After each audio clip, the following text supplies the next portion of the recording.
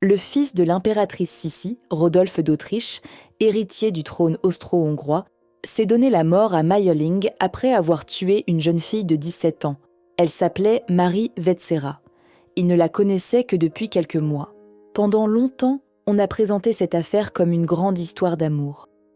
Un prince malheureux, une jeune fille amoureuse, deux êtres réunis dans la mort.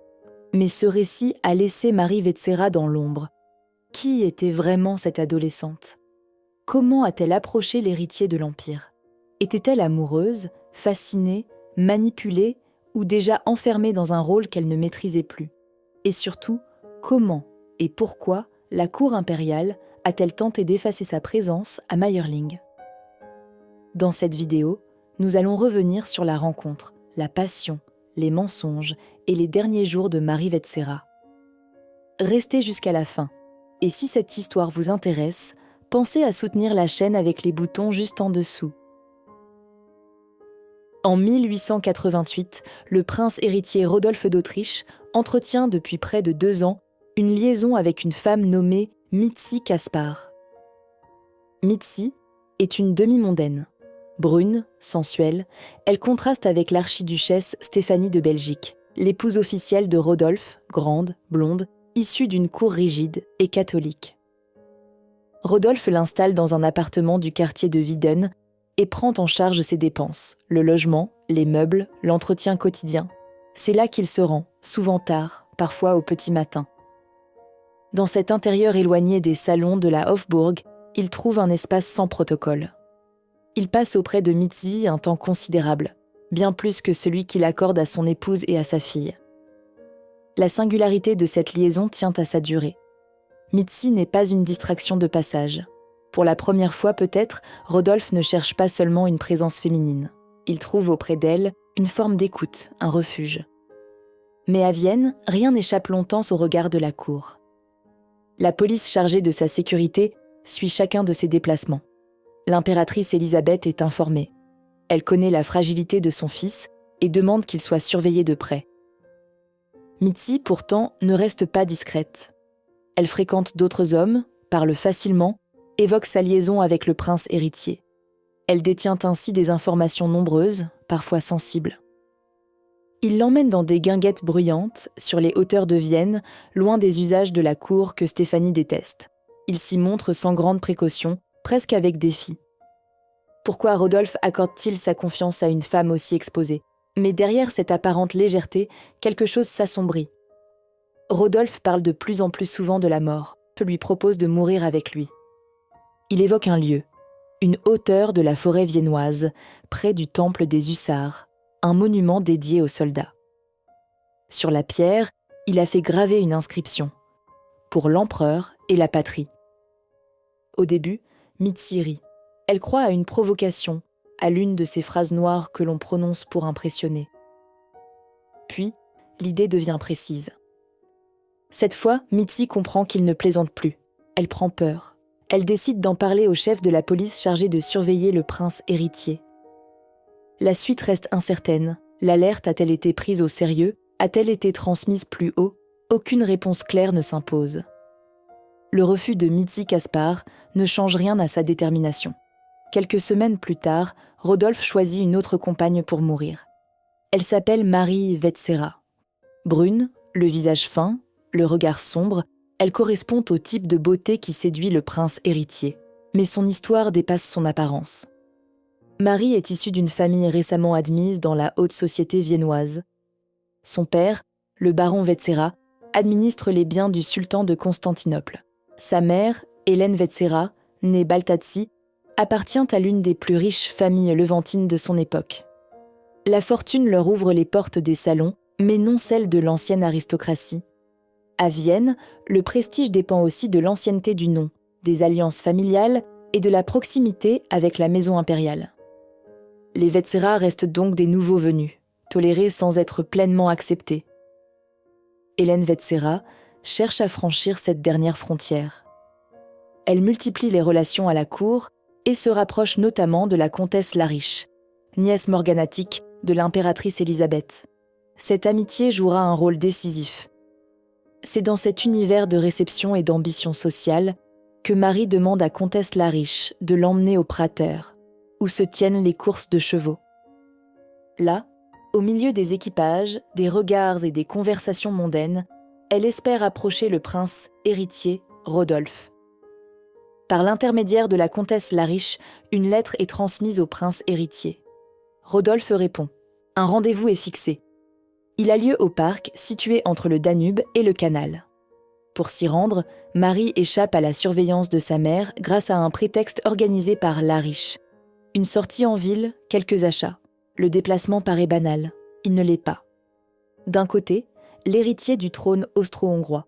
De l'autre, une jeune fille de 17 ans, déjà décidée à entrer dans son histoire. Rodolphe l'observe avec curiosité. Marie le séduit par son audace, par cette absence de retenue qui la distingue des jeunes filles de son rang. Très vite, les rencontres se répètent. Pour Marie, cette relation n'est pas seulement une passion, c'est aussi une élévation, une entrée violente dans le monde qu'elle désire approcher depuis l'enfance. Rodolphe, lui, ne rompt pas avec Mitzi Caspar. Il poursuit ses habitudes, ses liaisons, ses activités journalistiques clandestines. Mais la présence de Marie modifie l'équilibre. Elle ne se comporte pas comme une maîtresse de passage. À la fin du mois de novembre, ils se retrouvent à l'opéra, lors de représentations de Wagner. Marie prend place dans la loge de la comtesse Lariche.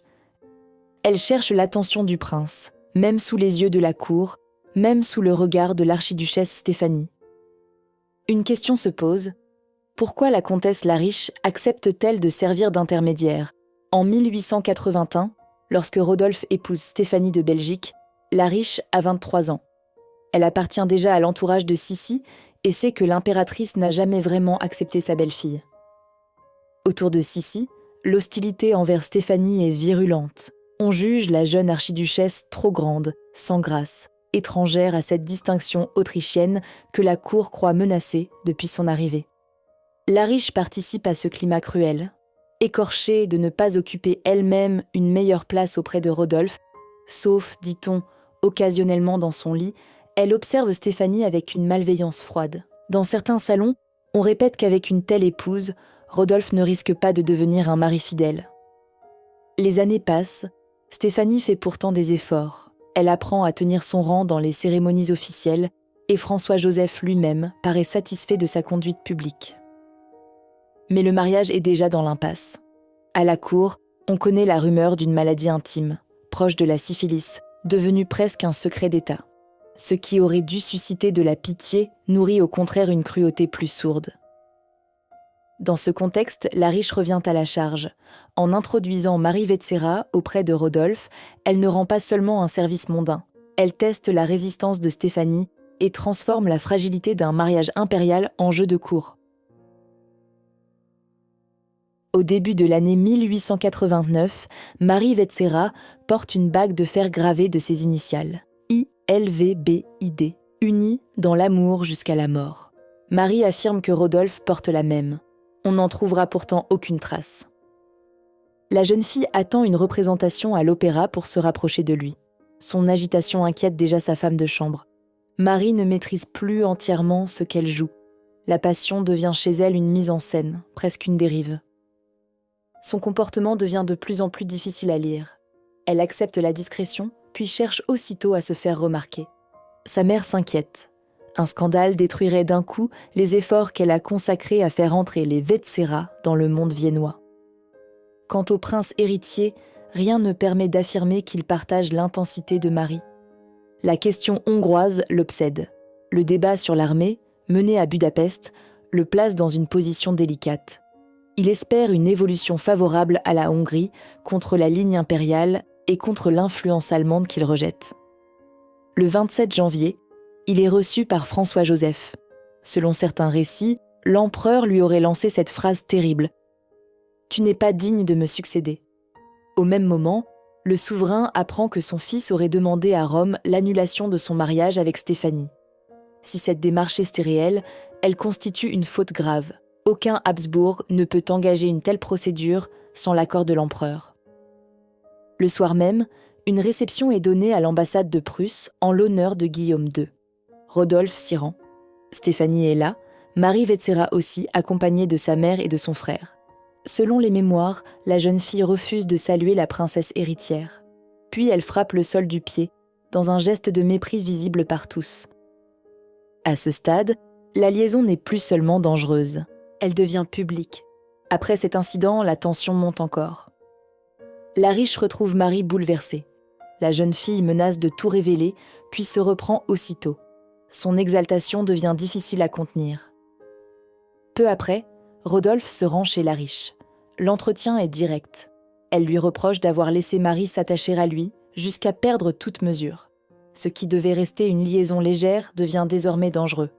La riche propose alors une issue, éloigner Marie par un mariage rapide. Rodolphe affirme avoir déjà tenté cette voie. Mais Marie refuse. Elle ne veut ni séparation, ni mariage avec un autre homme. Elle ne veut plus sortir de l'histoire qu'elle croit vivre. À 2 jours de Mayerling, 2 scènes se déroulent en parallèle. D'un côté, la comtesse la Riche organise la sortie de Marie Vetsera. Officiellement, il s'agit d'une course en ville, chez un bijoutier. En réalité, Marie croit retrouver Rodolphe pour une brève entrevue. La Riche la conduit jusqu'au rendez-vous, puis se retire. Elle ne comprend que plus tard que Marie ne rentrera pas. La jeune fille vient de disparaître. Au même moment, Rodolphe passe la matinée dans son bureau. Il reçoit aussi Moritz Seps, qui lui rapporte les nouvelles de Paris, les tensions européennes, les rumeurs de guerre. Rodolphe écoute, mais son esprit semble déjà ailleurs. Il se plaint d'une migraine. Il parle d'un séjour à la campagne. Depuis plusieurs jours, il doit se rendre à Mayerling, son pavillon de chasse dans les bois du Wienerwald. Des proches sont attendus, parmi eux le prince Philippe de Cobourg et le comte Joseph Hoyos. Tout paraît réglé. Puis, au dernier moment, Rodolphe change le calendrier. Il avance son départ de 24 heures. Pendant que Vienne continue de vivre comme si rien ne menaçait, 2 voitures prennent déjà la route vers la forêt. Dans la première voiture se trouve Marie Vetsera. Le cocher Bradfisch la conduit vers Mayerling, selon un itinéraire choisi pour rester discret. Un peu plus loin, Rodolphe rejoint le trajet et prend place auprès d'elle. Plus tard, Bradfisch décrira une route pénible. Le gel a durci le sol. À un moment, l'archiduc descend lui-même pour aider à pousser. Ils atteignent finalement Mayerling sans attirer l'attention. La nuit tombe. La baronne Vetsera comprend que sa fille a menti. Marie a disparu. La mère alerte la police. Porter plainte exposerait les Vetsera. Alors, l'affaire reste secrète. Officiellement, ce n'est qu'une fugue amoureuse. Le lendemain matin, à Mayerling, les invités arrivent pour la chasse. Le comte Hoyos et le prince Philippe de Cobourg sont accueillis par le valet de Rodolphe. Le prince héritier paraît épuisé. Il dit avoir pris froid la veille en aidant à dégager une voiture prise dans la boue gelée. Il ne chassera pas. Hoyos et Cobourg partent donc sans lui. Rodolphe reste seul à Mayerling. Dans la matinée, Moritz Seps lui fait parvenir plusieurs télégrammes venus de Budapest. Les nouvelles sont mauvaises. La question hongroise, qui l'obsède depuis des années, tourne contre lui. Rodolphe espérait une évolution plus favorable à la Hongrie. Il voit au contraire l'Empire se raidir autour de la ligne impériale. Les dépêches décrivent une capitale sous tension. À Mayerling, il lit ces nouvelles dans un isolement presque total. Dehors, l'Empire se ferme. Dans la chambre voisine, Marie Vetsera attend. Le soir, il fait envoyer une dépêche à Stéphanie. Il s'excuse de manquer le dîner familial à la Hofburg. Un violent rhume l'oblige, écrit-il, à rester à Mayerling avec le comte Hoyos. Le ton est calme, presque banal. Mais derrière cette excuse, la décision est déjà prise. À Mayerling, la soirée se déroule sans éclat. Rodolphe dîne avec le comte Hoyos. Le valet assure le service. Rien, dans l'organisation du repas, ne révèle l'exceptionnel. Hoyos dira plus tard avoir trouvé le prince un peu ému, mais calme, maître de lui-même, presque aimable. La conversation dure près de 2 heures, dans l'atmosphère familière d'une soirée de chasse. Puis Hoyos se retire. La maison retombe dans le silence. Rodolphe reste seul. Il peut enfin rejoindre Marie Vetsera. Le champagne est ouvert. Le mercredi 30 janvier 1889, à l'aube, le valet Loschek traverse la cour de Mayerling. Le froid est vif. Le sol durci par le gel. La chasse prévue paraît compromise. Vers 7 heures, il frappe à la porte de l'archiduc. Aucune réponse. Loschek pense d'abord que Rodolphe dort encore. Le prince était souffrant, l'heure reste matinale. Le valet prévient le garde-chasse que la sortie n'aura sans doute pas lieu. Une demi-heure plus tard, il revient. Cette fois, le silence l'inquiète. La porte est fermée de l'intérieur, ce qui n'arrive presque jamais. En temps normal, Loschek entre sans attendre, il tente de forcer, échoue, puis fait prévenir le comte Hoyos, logé à quelques centaines de pas. La porte est finalement enfoncée. Sur le lit, Rodolphe apparaît habillé, le corps légèrement replié. Il est mort. À ses pieds, une mare de sang s'est formée. Près de lui se trouve le revolver. Marie Vetsera est morte elle aussi. Selon la version la plus admise, Rodolphe s'est d'abord tiré sur elle, probablement à travers un oreiller pour étouffer la détonation. Puis, il s'est donné la mort. Loschek, envoyé au dehors pour préparer l'attelage, n'aurait rien entendu. Il faut désormais prévenir l'empereur. Et contenir le scandale, Hoyos part en urgence vers Vienne. À la gare la plus proche de Mayerling, il fait arrêter le premier train disponible. Pour obtenir son départ immédiat, il doit révéler l'essentiel au directeur de la gare. Le prince héritier vient de se suicider. Le secret se fissure déjà. Le chef de gare transmet aussitôt la nouvelle par télégraphe à Albert Rothschild. De là, l'information circule vers les banques, les bourses, les cercles d'affaires. Lorsque Hoyos arrive à la Hofburg, Vienne commence déjà à savoir. Au palais, il demande à voir le responsable de la maison du prince héritier. L'homme est frappé. Il connaît Rodolphe, ses excès et ses crises, mais cette fin lui paraît inconcevable. Très vite, une question s'impose. Qui doit parler à l'empereur ? On décide de prévenir d'abord l'impératrice. Sissi se trouve dans ses appartements, occupée à une lecture de grec ancien. On annonce un visiteur porteur de mauvaises nouvelles. Elle refuse d'abord de le recevoir. On insiste. Le lecteur se retire. Alors la nouvelle est dite à voix basse. Majesté, le prince héritier est mort. Sissi s'effondre, puis se redresse presque aussitôt. Elle reprend le contrôle. Avec l'empereur, l'entretien a lieu à huis clos.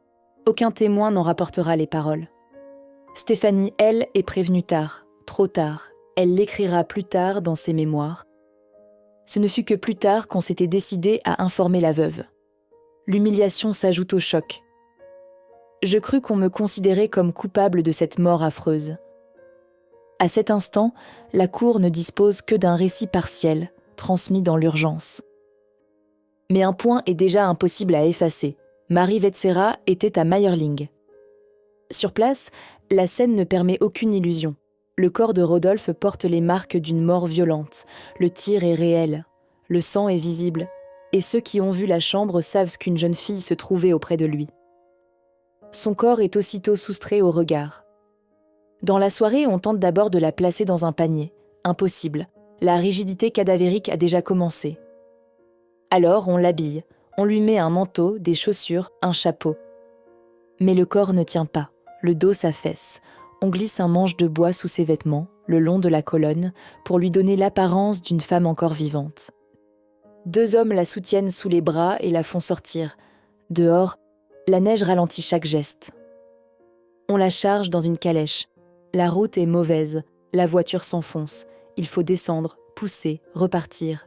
Le corps bascule, le chapeau tombe. 7 kilomètres ainsi. Au cimetière de Heiligenkreuz, la terre gelée a déjà été ouverte. Seuls quelques proches sont présents, son frère, ses 2 sœurs et quelques membres de la famille Vetsera. Ils assistent, dans le silence, à l'inhumation précipitée d'une jeune fille de 17 ans que la cour voudrait déjà faire oublier. Le plus grand secret de Mayerling n'était pas le suicide de Rodolphe, c'était l'existence d'un second corps. Pendant près de 30 ans, la cour impériale s'efforça d'en dissimuler la réalité, jusqu'à la chute de la monarchie en 1918. Mais Mayerling a-t-il encore d'autres secrets ? Certains le pensent. D'autres questions restent ouvertes, et nous en parlerons dans la prochaine vidéo. Si cette histoire vous a intéressé, pensez à liker, à laisser un commentaire et à vous abonner pour voir la suite. À très vite.